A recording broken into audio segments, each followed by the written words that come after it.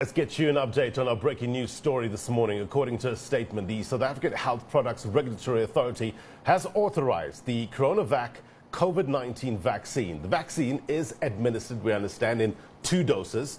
This authorization is based on the safety, quality and efficacy data submitted by the Curanto Pharma Pty Limited to SAHPRA between the 22nd of March 2021 and the 22nd of June 2021. Now, SAHPRA says although the data submitted are considered acceptable at this point, the authorization is subject to a number of conditions. Dr. Boitumelo Semete-Makokotlela is SAHPRA's Chief Executive Officer. She joins us now live to give us more details on this. Doctor, always a pleasure having you on the program. Welcome. Thank you for having me. So, CoronaVac COVID-19 vaccine. Tell us more about this vaccine. Sure. This is a vaccine, as you've indicated, that we recently authorized. It is manufactured by Sinovac. And the difference between this vaccine and the other platforms is that it is an inactivated, vaccine. And these types of platforms we've used in the past for other types of vaccines. So, it is a platform that the vaccine sector is quite familiar with. And it is a 2-dose interval vaccine.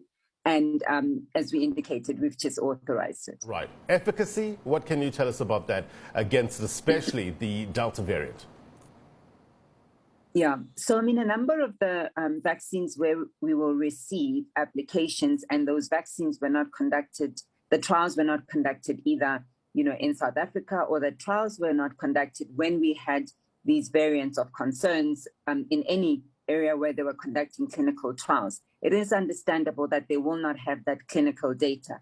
So what we ask for is for lab data where they indicate some efficacy against these variants of concern. And you'll note that there are then conditions to these authorization wherein we say you need to assess it as they get data around the efficacy of against the variants of concern. They have to report to us on a monthly basis.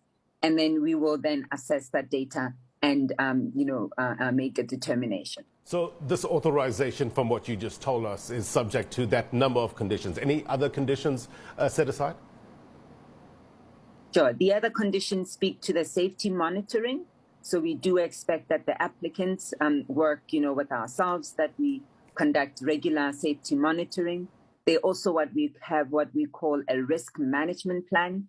And within that, they have to continuously assess the risk benefit of these vaccines. And so, our engagement with the manufacturers doesn't stop today with the authorization. We will be having continuous reports from the applicants. Help us understand, Doc, with regards to the process now to get shot in arms. Take us through that in layman's terms, because, people will say, okay, authorization is one thing, shot in arms is another. No, true. And this is where, our role as SAHPRA, also other stakeholders come on board, if I could say that. So we've now authorized this. The authorities will be aware of the conditions. The applicant is aware of the conditions.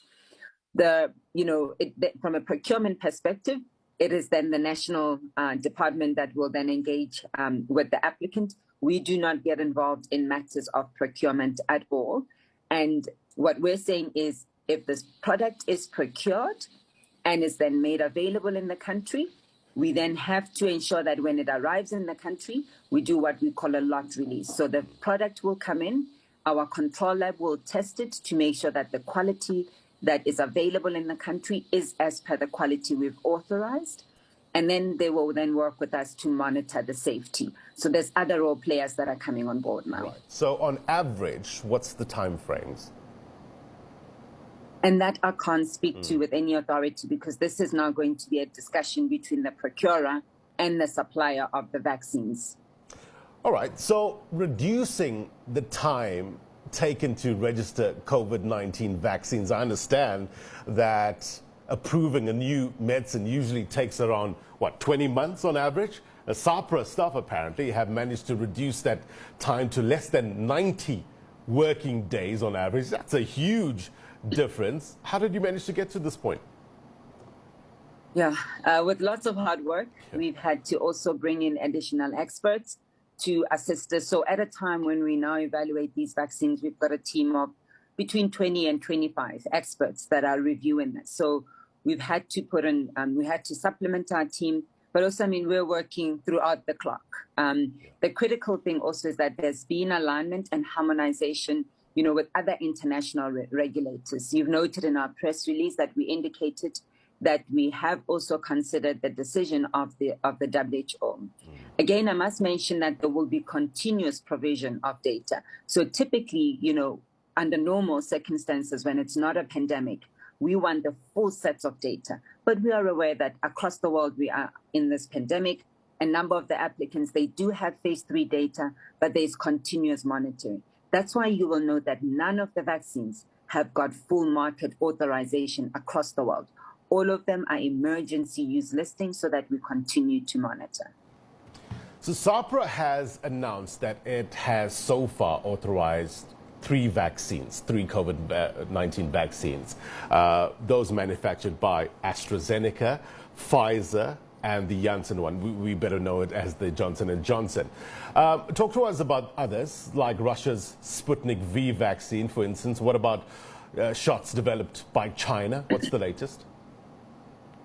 Sure. So this one then is our 4th authorization. So it will add to that list. As we indicated, we authorized this yesterday. The applicant received the communication late yesterday. What we're currently reviewing is the Sputnik V vaccine. And we also received an application for the Sinopharm vaccine. So those are the 2 that we are currently evaluating. And while we're evaluating 2 vaccines, there may be, as we have in some instances, more than 1 applicant for that vaccine. We have not received applications from Novavax or Moderna at this point. So for now, we're looking at largely those 2. I want to talk about the regulations of that, in particular, what you just mentioned now. But, you know, many would say that safety, that quality and efficacy, these are extremely important, you know, to get right. Talk to us about the criteria, Doctor, that is used to evaluate the COVID-19 vaccine applications. How rigorous is the process? Yeah, it's an extremely rigorous process. And, you know, hence we even said, you know, when we do experience the pressure for us to authorize, we continuously say we need to ensure that we apply a rigorous process. So even though it's an emergency situation, we are in a pandemic, it's important that as a regulator, we apply that stringency.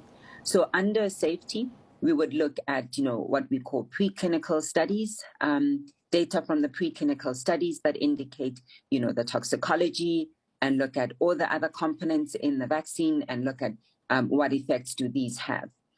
From a quality perspective, we would conduct an inspection of the site, either ourselves or with our partner international regulators who we then rely on them, or they rely on us if the vaccine is manufactured in South Africa. So we look at the site, does it comply with good manufacturing practices? We also look at other players in that distribution. Do they comply with good distribution practices and good wholesaling practices? We then look at a very important part also of efficacy.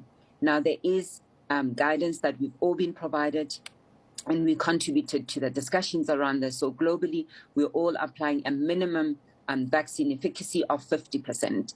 So that's what we look at against the wild type strain. And now with all these variants of concerns, there's data emerging. So when it comes to efficacy, we would look at lab data as well as clinical data or clinical real-life data of efficacy of these vaccines. And when we consider this, we don't only consider data generated in South Africa. We consider data generated elsewhere because of the consistency that all of us as regulators are applying. Yeah.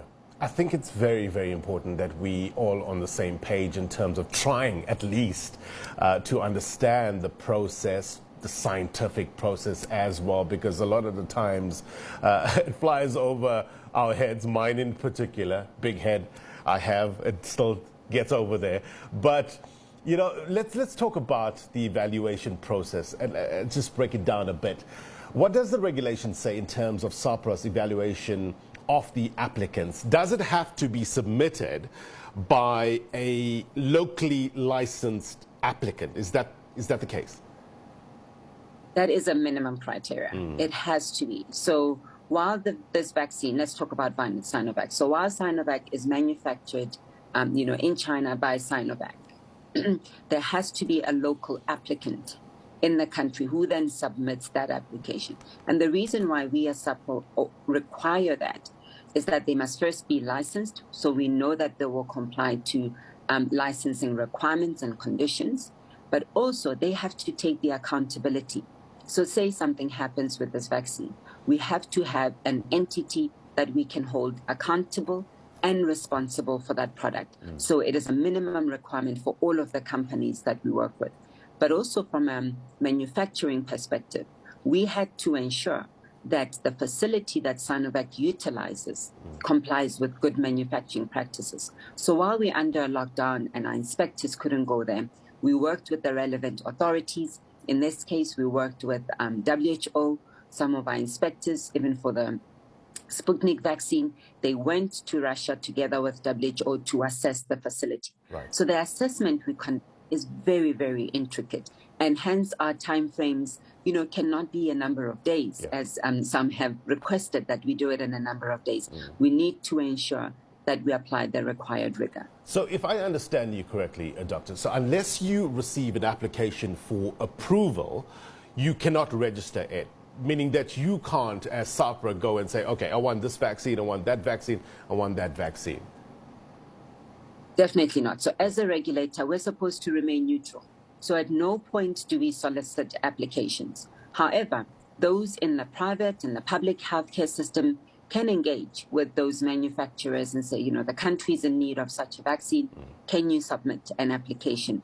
And we will look at it. I mean, another question we've received is, does whether the product will be procured or not influence our decision? No, we look at every application. So whether there's been discussions of procurement or not, we do not concern ourselves with that. We look at the product and we would authorize the product if it meets the requirements. Some pushback. Your mandate is not only confined to medicine, it also encompasses the approval of medical devices, diagnostic tests, as well as overseeing clinical trials. One would say that's a lot on your plate. Do you have the capacity to fulfill your mandate effectively and efficiently as demand grows on a daily basis?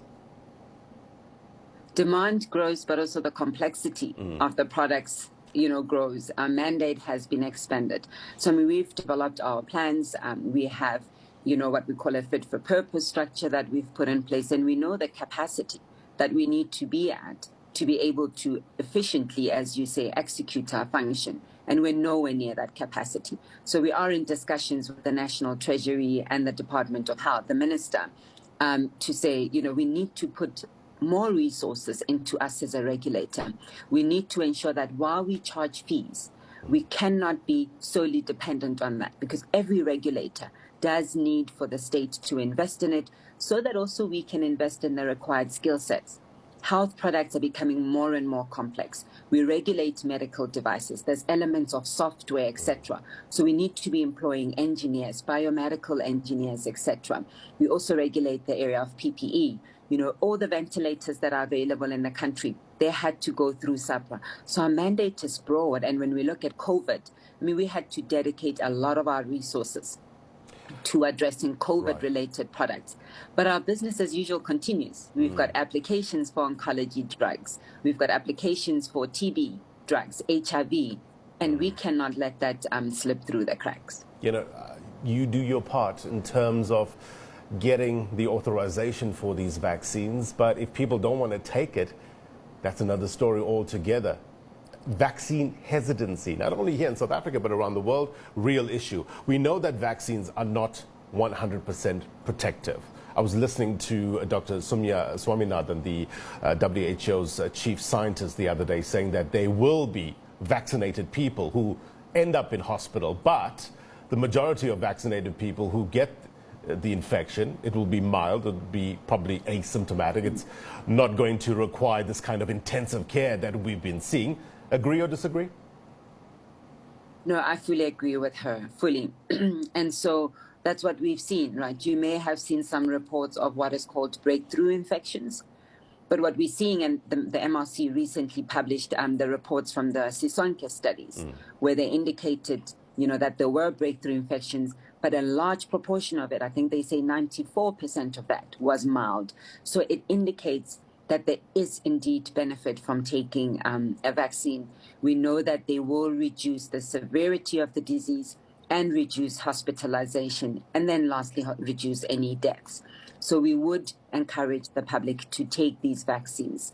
Again, and this is why it's important that we really retain the neutrality of the regulator and the independence of the regulator.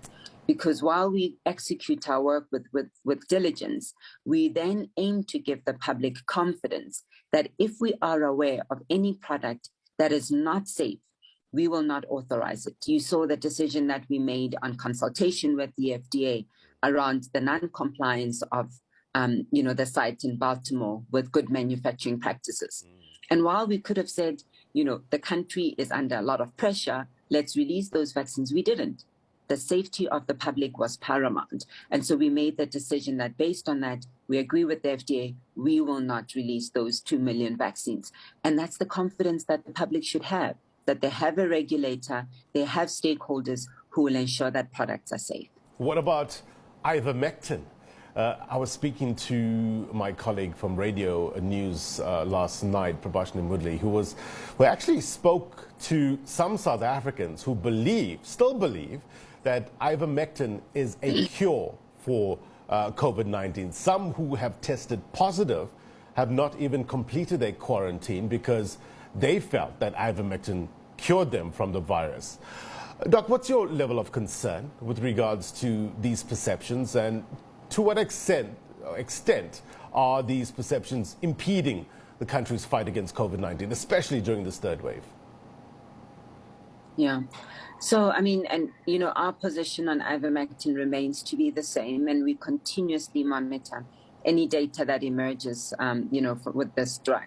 There is a recent publication that came out about 2 weeks ago, and it looked at about 400 individuals in Colombia, and it showed that there is no benefit, of utilizing ivermectin. But also, you can't say that there is no benefit. So we still have this clinical equipoise, and that's why, our perspective was that we would make it available through a compassionate use program.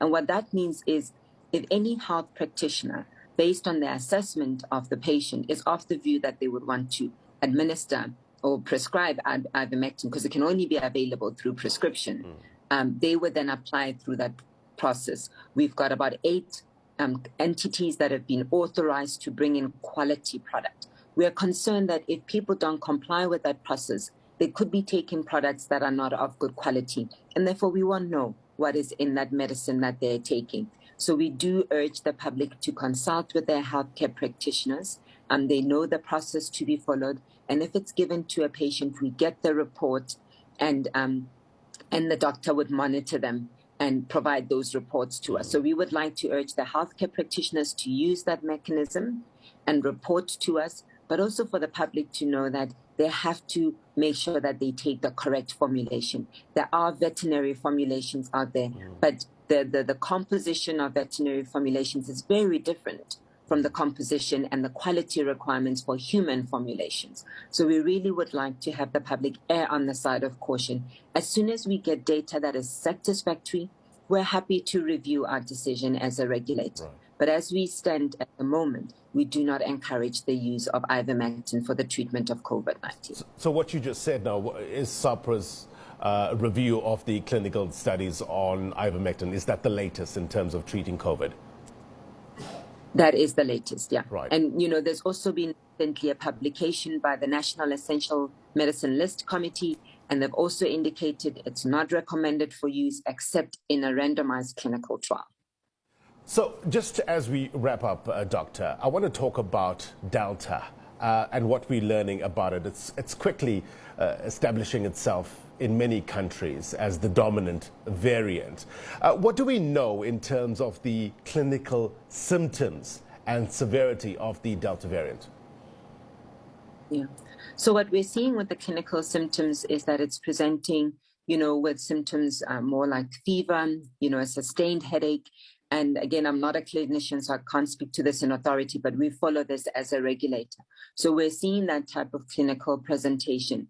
What we are noting also is that the Pfizer vaccine, as well as the Janssen vaccine that we have in the country, remain to meet the minimum threshold of efficacy, even against this variant. It is still early days, and the team just reported these results to us last week or so we will continuously monitor.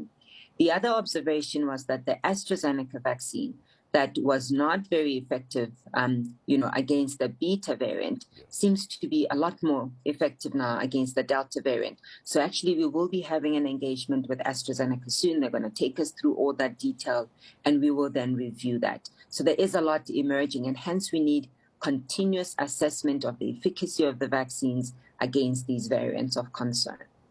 Dr. Boitumelo Semete-Makokotlela is SAHPRA's Chief Executive Officer. Doctor, we thank you very much indeed for your time and your insight. Be well. Thank you. Have a wonderful day. You too. God bless. Look, it's important, I guess, to